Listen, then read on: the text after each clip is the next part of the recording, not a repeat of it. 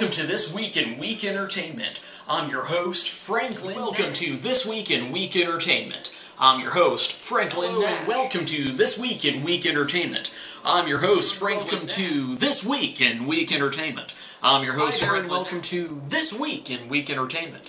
I'm your host, Franklin Nash. Comedian and actor Russell Brand avoided a 6-month jail term this week when a judge ruled he serve community service and pay a $500 fine for an incident involving him throwing a photographer's iPhone through a window.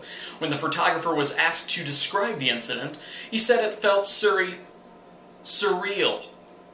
A publicist for Zooey Deschanel said Zooey felt sorry for the photographer because he will no longer be able to tell when it is raining. Over the weekend, we got word that Stevie Wonder is divorcing his wife of 11 years, Kai Miller Morris. Yes, Stevie Wonder and Kai Miller Morris are no longer together after Stevie put the Kai bosh on their marriage.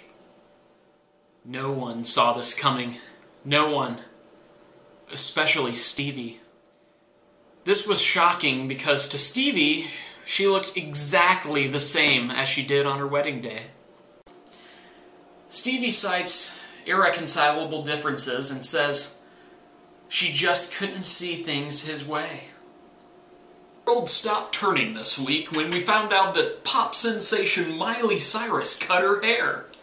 Of course, the downside to Miley cutting her hair is that she will still sing, act, sound like, and be Miley Cyrus, regardless of her hair length. In gut-wrenching, stomach-turning news, it was announced this week that Avril Lavigne is getting remarried to none other than Chad Kroeger of rock super douches Nickelback. A family source tells People magazine he makes her so happy, which is odd considering he makes everyone else completely miserable. He reported that former NFL player Michael Strahan will become the next co-host of Live, joining Kelly Ripa in replacing Regis Philbin after just 59 temporary co-hosts. Yes, Strahan fills the gap created by Regis, but still no word on the gap created by Strahan's two front teeth. Nicole Snooki Polizzi gave birth to a baby over the weekend, marking yet another sign of the impending apocalypse. Shortly after her pickle juice broke, she delivered a 6-pound, 5-ounce Guido meatball named Lorenzo Dominic Laval. Lorenzo was born perfectly healthy, although he had to be evaluated for a short time after his first nursing, when he became intoxicated from his mother's breast milk. As it turns out, Snooki's lavish lifestyle has resulted in a rare condition that allows her to retain alcohol. No word yet on what's on tap for Lorenzo after the alcohol has been extracted from the mother's milk. This just in. Apparently Seal has released a statement regarding his recent airing of his public laundry. This statement reads, "We're never gonna survive unless we get a little crazy. No, we are never gonna survive unless we're a little crazy." Seal also had this to say.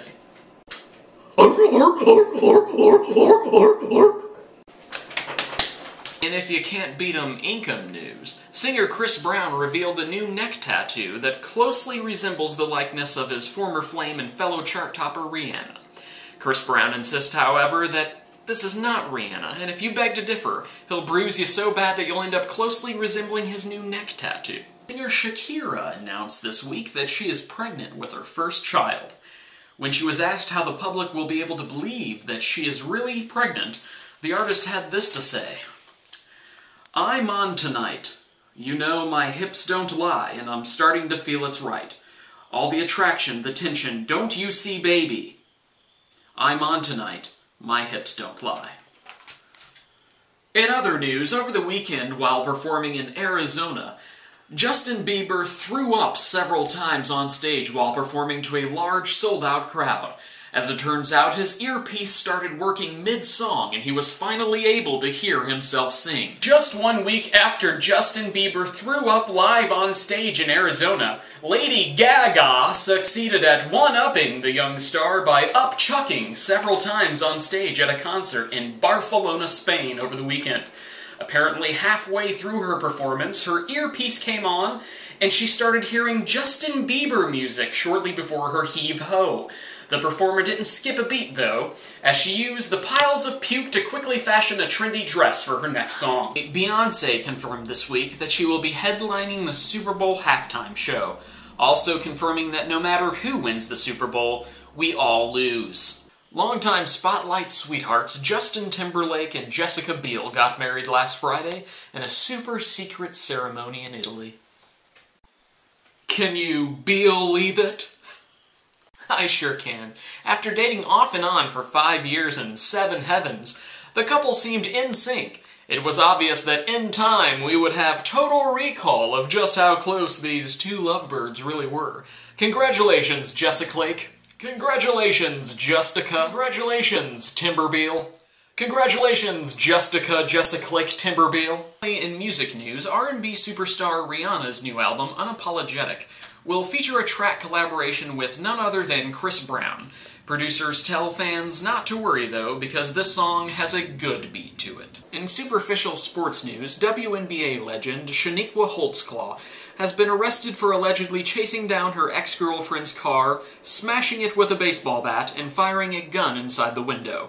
And you thought the WNBA wasn't as exciting as the real NBA. And now for some sad news. At the annual Macy's Thanksgiving Day Parade, a clown dropped dead in front of hundreds of spectators. Hours after the parade, when family members asked medical examiners how they knew for sure he was dead, they simply replied, "He smelled funny." Finally, in more relationship news, Ashton Kutcher has finally officially filed for divorce from ex-Mrs. Willis, Demi Moore, 13 months after the couple separated.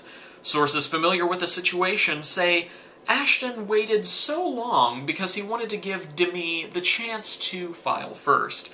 Ashton cited irreconcilable differences as the reason for the divorce, as Ashton is just 34 and Demi is 75. She doesn't look a day over 73. Proving in more ways than one that less is more, Ashton is currently dating his That 70s Show co-star Mila Kunis, who is currently starring in the dreams of millions of men around the world. This has been This Week in Week Entertainment. I'm Franklin Nash. May tomorrow find you well, and today find tomorrow.